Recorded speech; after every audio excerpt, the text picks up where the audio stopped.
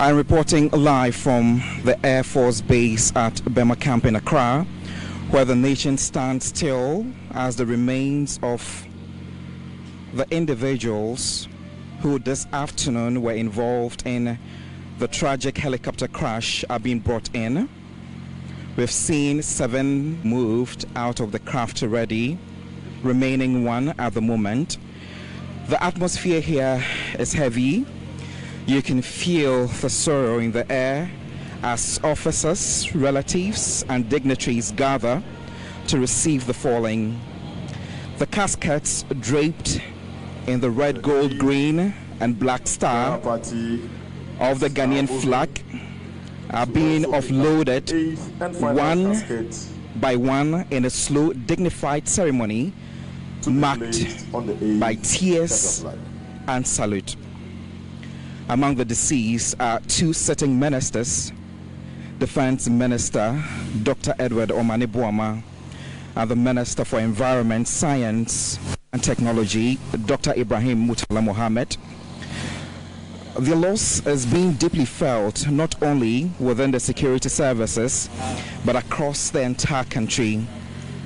Military personnel stand motionless, just so you can see, their eyes fixed ahead, many visibly emotional, and I can clearly see some with tears dropping off their eyes as they are still struggling to comprehend with the situation. Families of the fallen are held nearby, some weeping openly, others simply staring in disbelief. This is one of the darkest days in their recent history. You can all recall that earlier today, the Z9 military helicopter crashed in the forested area of Adanse Ekrofom in the Ashanti region, while reportedly on an official assignment. That investigations into the cause are still underway, which we'll definitely be keeping an eye on here on TV3 and running details with you as they unfold. The firing party will move to allow for the clergy to commence the next phase of today's brief ceremony. As night falls here at Bema Camp, the sky is obviously darker. There's a somber mood that settles across the base. The grief is much felt among all the individuals who have gathered here, and the entire country mourns not just the loss of one of their colleagues, which is an officer.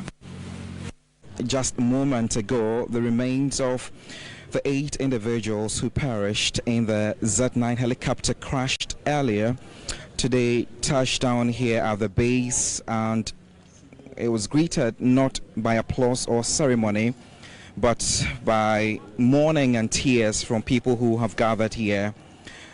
You saw earlier the caskets draped in Ghana's flag, a symbol of the nation. They served with dedication. The caskets were carefully lowered from the aircraft by officers. Their faces were hardened by discipline, but their eyes betraying the sorrow they carry within them. It was just so obvious. Some held back tears, others couldn't. There's heaviness in the air, one that words can truly not capture. Across the base here, loved ones, family, friends, colleagues are in solemn unity. You can clearly see others clutched handkerchiefs on their mouths, trembling, trying to make sense of this cruel sudden loss. The pain here, I can clearly tell, is raw. The wounds are fresh. The entire base feels as tough. And words cannot really explain how the mood is around here. Among the falling, we all know are prominent figures in the nation's leadership, including Dr. Edward Omane-Boamah and Dr. Ibrahim Murtala Mohammed, Minister for Environment, Science and Technology as well. the mood generally around the space where the ceremony has finally come to an end. It's something that we are not getting words to explain for you to understand how people are still struggling and trying to comprehend what exactly what is happening here. But just as we brought our lanterns here, we are dotted at the right places, trying to get some of the dignitaries who are currently leaving to bring you the updates here as well. Dr. Mane Buama, since taking office, had pushed for modernization of Ghana's military troops and prioritizing the welfare of personnel, who we all know was vocal on climate resilience and green innovation to push Ghana's sustainability agenda. Today, their ambitions are all drowned, but their dedication will be with us long after this moment. Some religious leaders earlier led a brief prayer here a short while ago, calling on Ghanaians to unite and also ensure to support families in this hard time. This tragedy in the region had a lot of questions across the country. Investigations are underway. Tonight is not about questions, it's about mourning, which will respect the night for that. The nation is in pain, and right here at Bema Camp, we are seeing that pain, hearing it in the ears, and feeling it in the silence between every salute and every tear.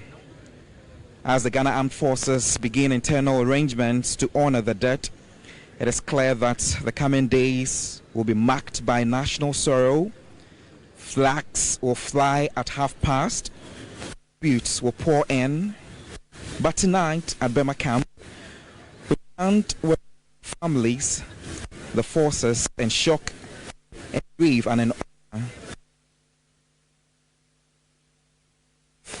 They are all in service to the motherland. My name is Godwin Asidiba, and I have been reporting live from the Air Force Base here at Bema Camp. Over to you back in the studios, Alfred. Blowing